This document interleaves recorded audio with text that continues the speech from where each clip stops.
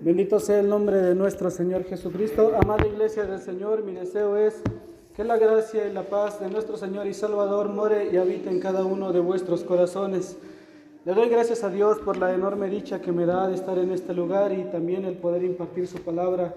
Agradezco al siervo de Dios que me da esta oportunidad y lo que se ha de expresar en este momento sea para la honra de nuestro Señor Jesucristo. Les invito a abrir las Sagradas Escrituras. Carta del apóstol Pablo a los Romanos, capítulo 7, del 21 al 24, y en esta porción escritural llevaremos a cabo la exposición bíblica, la predicación en este día. Carta del apóstol Pablo a los Romanos, capítulo 7, del 21 al 24, le vamos a dar lectura alternada. Le daré lectura al versículo 21, usted al versículo 22, tu hermano al versículo 23 y usted le dará lectura al versículo 24. Romanos 7, del 21 al 24, para la gloria de nuestro Dios. La palabra de Dios dice de esta manera: así que, queriendo yo hacer el bien, hallo esta ley, que el mal está en mí.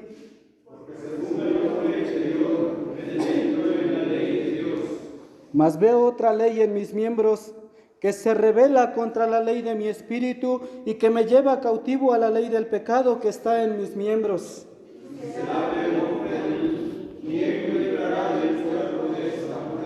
Bendito sea nuestro Dios. Miserable hombre de mí, ¿quién me librará del cuerpo de esta muerte? Tome su lugar para la gloria de nuestro Dios. Este mensaje, esperando sea para la gloria de Dios. El título es precisamente: miserable hombre de mí. Y le he pedido a Dios, y yo sé que usted también lo ha hecho, que nuestro Dios sea el que hable a través de mis labios en este día, que no sea una expresión personal, que sea la pura palabra de nuestro Dios. La exposición bíblica del día de hoy no es una excusa para ofender a alguien particularmente. Miserable hombre de mí. Dios me libre de un día ocupar este lugar para desquitar algún pensamiento personal contra alguien en particular. Miserable hombre de mí. Este es el título que nos lleva a entender nuestra condición humana. El apóstol Pablo nos habla de la realidad de las cosas. Un varón lleno de la presencia de Dios, guiado por el Espíritu Santo, que habla de nuestra naturaleza humana de una manera directa, sin rodeos, sin intentar suavizar la situación o justificar nuestro comportamiento. Nuestras debilidades como seres humanos las muestra como son. El apóstol Pablo no es un varón que viva desenfrenadamente, que cometiera pecados sin remordimiento. No era un hombre que le daba rienda suelta a sus impulsos y deseos carnales. Sin embargo, expresa lo siguiente: miserable hombre de mí. Sí, amén. Gloria a Cristo. Esto nos hace entender que existe una contienda, una batalla en nuestro interior, una batalla personal entre la carne y el espíritu. La palabra de Dios nos dice que nuestro espíritu se deleita en la ley de Dios, que quiere hacer lo bueno, que se dirige en esa dirección buscando hacer lo bueno. Pero también nos dice que nuestra carne sigue el camino contrario, que nuestra carne se inclina hacia el pecado. Nos dice que en nuestra carne no mora el bien. Y día tras día tenemos esta lucha interior entre nuestra carne que busca lo malo y nuestro espíritu que quiere hacer lo bueno. En nuestro interior, dirigiéndose hacia dos direcciones totalmente opuestas.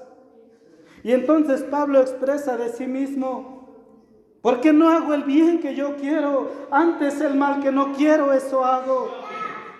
Y también dice: hallo esta ley, que el mal está en mí, que se encuentra arraigado en lo más profundo de mis entrañas. Ahí se encuentra el mal, es parte de mi naturaleza humana. Por eso expresa con cierto pesar: miserable hombre de mí, que no puede controlar esta contienda entre la carne y el espíritu. Hay un varón en las Sagradas Escrituras que nos permite entender esta expresión con mayor claridad. Y este varón es el apóstol Pedro. Si miramos el Evangelio según San Juan, capítulo 21, ahí encontraremos que Pedro se encuentra en una situación difícil. San Juan capítulo 21. La Escritura nos dice que en este punto de la historia hay algo en el interior de este hombre que no le permite estar tranquilo. Hay cierta inquietud que podemos ver reflejada en las actitudes que va a tomar. Miramos a un varón que no encuentra la paz. Hay algo en su interior que no le permite estar en paz. Está entre los discípulos. Ahí están sus compañeros. Ahí es donde podemos encontrar al apóstol Pedro. Está junto a sus compañeros que juntos hicieron milagros, que juntos reprendieron demonios, recibieron la enseñanza de Jesús, comieron juntos como una gran familia. Juntos miraron grandes prodigios, obras que jamás antes se habían visto. Pero a pesar de eso hay un gran vacío en su interior, hay un vacío en el corazón del apóstol Pedro. Jesús ya no está entre ellos.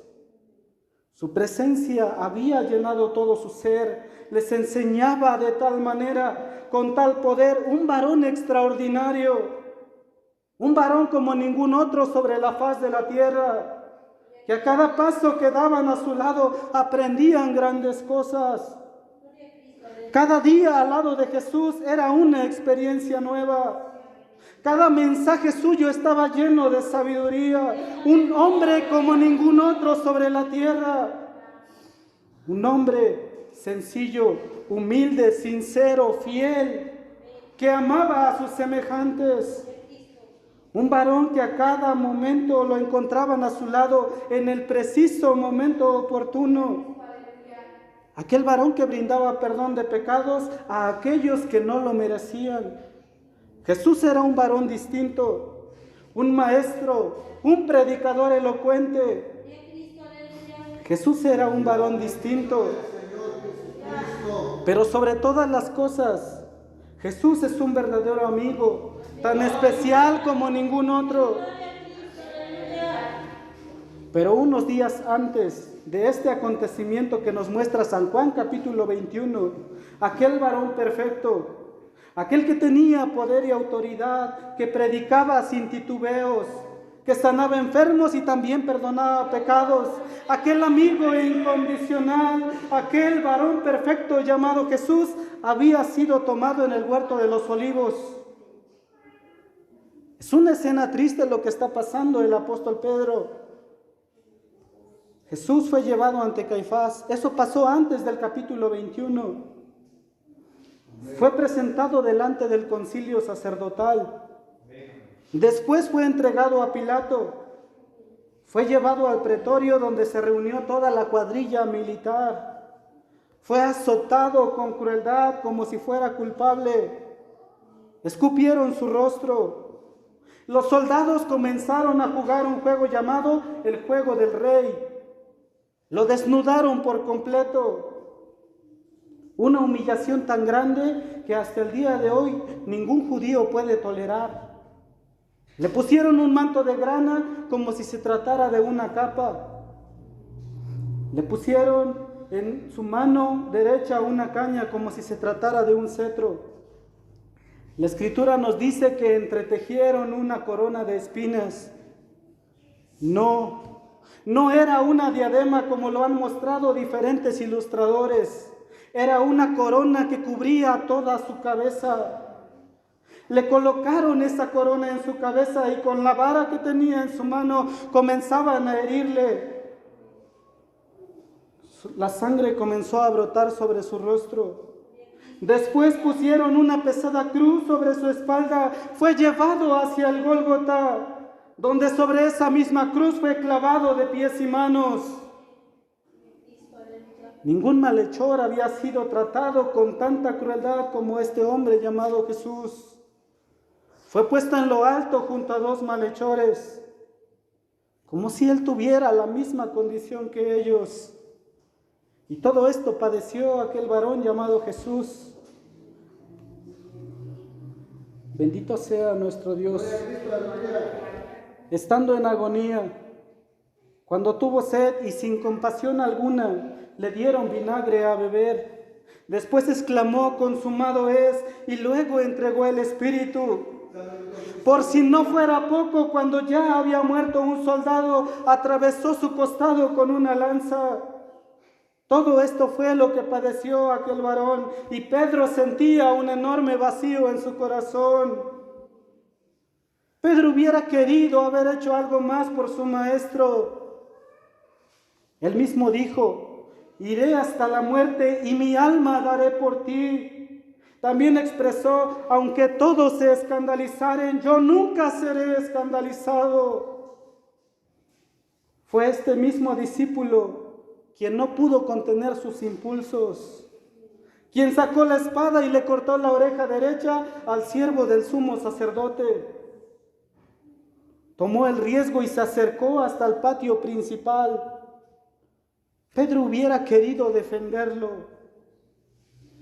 Pedro hubiera querido entregar su vida por él, por su amigo, pero su miedo fue más grande, porque al final de cuentas era un hombre como tú y como yo, y también tuvo miedo. Se escondió entre la multitud, no quería ser descubierto. Fue señalado como un discípulo y negó su vocación.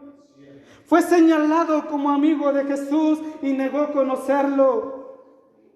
Fue identificado por su manera de hablar. Comenzó a maldecir y volvió a negar a Jesús. La Escritura nos dice que el gallo cantó por segunda vez. Y la mirada de Pedro y la mirada de Jesús se encontraron. Pedro recordó las palabras que dice que su maestro le había dicho: tú me negarás 3 veces. Y Pedro salió de ahí y comenzó a llorar amargamente porque se dio cuenta que había defraudado a su amigo. La tristeza fue tan grande, la decepción en sí mismo fue tan grande que Pedro no puede estar tranquilo. Está con los discípulos. Pero eso no es suficiente, eso no llena el vacío de su corazón. Pedro sabe todo lo que Jesús ha hecho para con él. Sanó a su suegra, le dio un nuevo nombre, le dio autoridad, lo guió para ser un buen hombre, le instruyó con paciencia como si fuera uno de sus hijos. Jesús le permitió mirar eventos únicos que ningún otro hombre ha mirado. Lo hizo caminar entre las aguas. Y aun cuando dudó, aun cuando ese hombre tenía dudas y comenzaba a hundirse, Jesús extendió su mano para levantarlo. En el corazón de este varón bien podrían resonar las palabras que también el apóstol Pablo ha expresado. Miserable hombre de mí. Y puedo entender perfectamente la situación de Pedro, porque muchas veces he sentido que he defraudado a mi maestro. Muchas veces he sentido que puedo dar más que lo que él se merece. Son muchas las veces en que siento que no lleno los zapatos del predicador de su palabra que debería de ser. Muchas veces he sentido que no me encuentro a la altura. Al mirar los favores de Dios, cuando veo su gracia, cuando recuerdo su misericordia y lo que yo le he entregado al Señor, solamente me quedo pensando que le he quedado a deber y que no soy digno de todo lo que Él me ha dado. No han sido 3 veces. Siento que le he negado muchas veces más.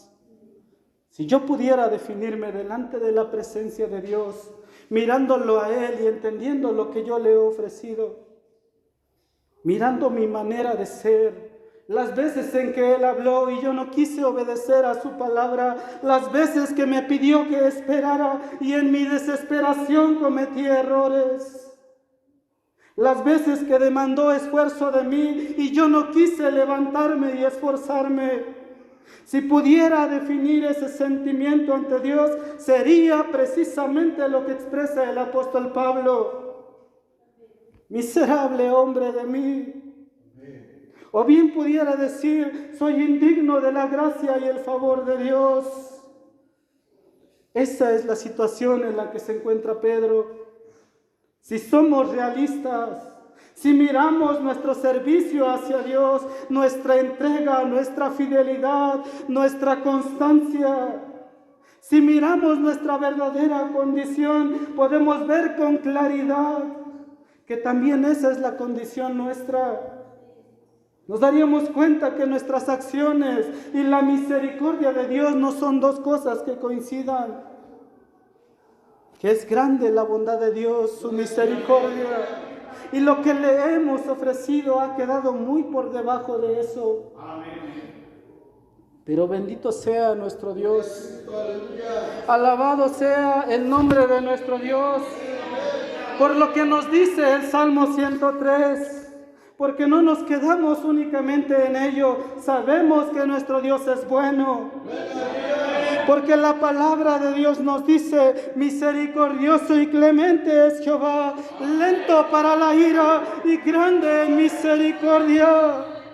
No contenderá para siempre, ni para siempre guardará el enojo, porque no ha hecho con nosotros conforme a nuestras iniquidades, ni nos ha pagado conforme a nuestros pecados. ¿Qué sería de nosotros si Él pagara conforme a lo que nosotros le hemos ofrecido? Bendito sea el nombre de nuestro Dios. El Evangelio según San Juan, capítulo 21, nos dice que Pedro decide ir a pescar. Ya había recibido la ordenanza por parte de Jesús de ir a predicar lo que ya había aprendido. Pero es tanta la decepción y la tristeza que siente este varón que prefiere ir a trabajar. Pretende que con el paso del tiempo la sensación de culpa, ese vacío y esa soledad simplemente desaparezcan. Y ahí, en el mar de Tiberias, Jesús se presentará ante sus discípulos, pero especialmente con el apóstol Pedro. Porque Pedro es un líder. Al lugar a donde Él va lo acompañan los demás.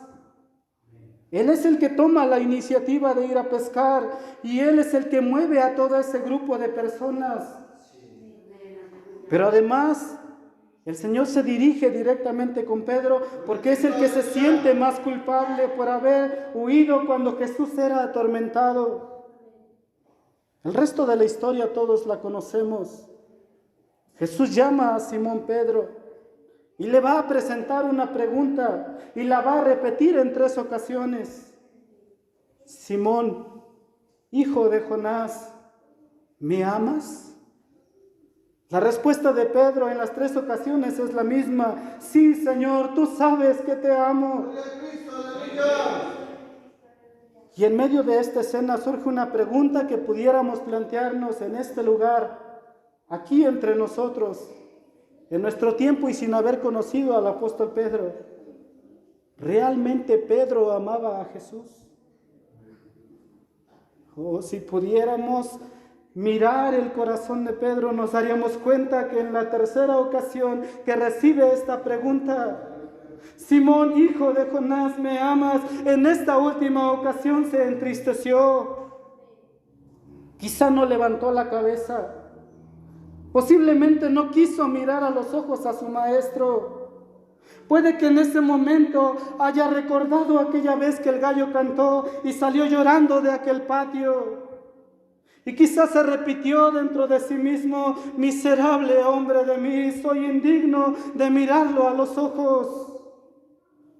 Pero aún con todas sus faltas, aún con todos sus errores, aún así sus labios se abren para decir, Señor, tú sabes todas las cosas.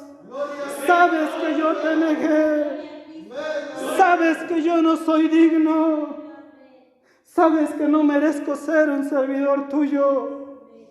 Te he fallado y eso tú lo sabes. me ha faltado calidad. Señor, tú sabes todas las cosas, pero también sabes que te amo. Mi carne desea ir detrás del pecado, mi carne busca lo malo, mi naturaleza no me deja hacer lo que yo quiero. Yo no quería negarte, yo quería dar mi vida por ti, tú lo sabes. Tú sabes que tenía esa intención, mi carne no me dejó hacerlo. Pero también sabes, Señor, que con mi espíritu lucho cada día por ser igual a ti. Sea bendito Cristo, aleluya. Tú lo sabes, Señor, que quiero que cuando tú vengas encuentres a un varón a tu imagen y semejanza, que puedas sentirte orgulloso de tu hijo. Eso es lo que desea mi espíritu. Cada día lucho con mi interior. Mi carne se opone y por supuesto que no es fácil luchar contra la carne. En esta guerra interior no podemos despojarnos de nuestra naturaleza. Sabemos que tendremos que vivir expuestos a nuestra carnalidad toda la vida. Pero la Escritura nos dice, Romanos 6:12, no reine pues el pecado en vuestro cuerpo mortal para que le obedezcáis en vuestras concupiscencias, ni tampoco presentéis vuestros miembros al pecado por instrumentos de iniquidad. No te expongas, aléjate del pecado porque la carne está presta a pecar. Esa es parte de su naturaleza. Antes presentaos a Dios como vivos entre los muertos y vuestros miembros a Dios por instrumentos de justicia. Acércate a Dios, búscalo de todo tu corazón todos los días, porque si tú lo buscas lo hallarás. Pues ¿qué seríamos sin la presencia de Dios? Por lo tanto, presentémonos delante del Señor, reconociendo que lo necesitamos, entendiendo nuestra condición, pero también deseando hacer lo bueno, procurando hacer el bien. La Escritura dice que a su tiempo segaremos si no hubiéramos desmayado. Sirvamos con gratitud al Señor, porque Él nos ha dado un ministerio, nos ha dado una labor. Es un enorme privilegio ser parte de la bendita iglesia de Cristo. No es cualquier cosa que Él nos haya llamado a su servicio. Si realmente tenemos el deseo de corresponder a Dios por todo lo que ha hecho por nosotros. La palabra de Dios dice, Romanos 12:1, así que hermanos, os ruego por las misericordias de Dios que presentéis vuestros cuerpos en sacrificio vivo, santo, agradable a Dios, que es vuestro racional culto. No te conformes a la corriente de este siglo. Hagamos lo bueno, atendamos a la voluntad de Dios. El Señor nos va a ayudar a vencer esta carne. La pregunta final en estos versículos dice, ¿quién nos librará del cuerpo de esta muerte? El único que puede librarnos del cuerpo de esta muerte, de nuestra propia naturaleza pecaminosa, es aquel que formó nuestro cuerpo con sus manos, nuestro Señor Jesucristo. Permíteme terminar con esto, con unas preguntas más. ¿Cuántas veces te has sentido como el apóstol Pedro, sabiendo que le has faltado al Señor? ¿Cuántas veces te has dado cuenta que puedes ofrecer más al servicio del Señor y no lo has hecho? ¿Cuántas veces has prometido a fidelidad a Dios y no lo has cumplido? ¿Cuántas veces pusiste primero tu voluntad antes que la voluntad de Dios? ¿Habrán sido 3 veces? ¿O muchas veces más las que nuestros pies corrieron detrás del pecado? Si hoy el Señor nos preguntara, hijo mío, hija mía, ¿me amas? ¿Qué responderíamos tú y yo? aún con nuestros errores, aún con nuestra falta de entrega, aún con nuestra falta de fe, con todo y nuestra carnalidad. Aún con todo eso, Dios conoce el corazón y sabe lo que sentimos. Más allá de palabras, de decirle al Señor, sí Señor, tú sabes que te amo. Más allá de eso, ¿qué estamos dispuestos a hacer para demostrar nuestro amor al Señor y nuestra gratitud? Te repito lo que dice Romanos 12:1. Así que, hermanos, os ruego por las misericordias de Dios que presentéis vuestros cuerpos en sacrificio vivo, santo, agradable a Dios, que es vuestro racional culto. Esto es lo que verdaderamente le agrada al Señor. No hay muestra de amor más grande que nuestra gratitud hacia Él, que presentar nuestro cuerpo en sacrificio vivo delante del Señor. Esperando que este mensaje sea para la honra y gloria de nuestro Señor Jesucristo, les invito a ir en oración. Si algo tenemos que expresar delante de la presencia del Señor, lo hagamos con un corazón sincero.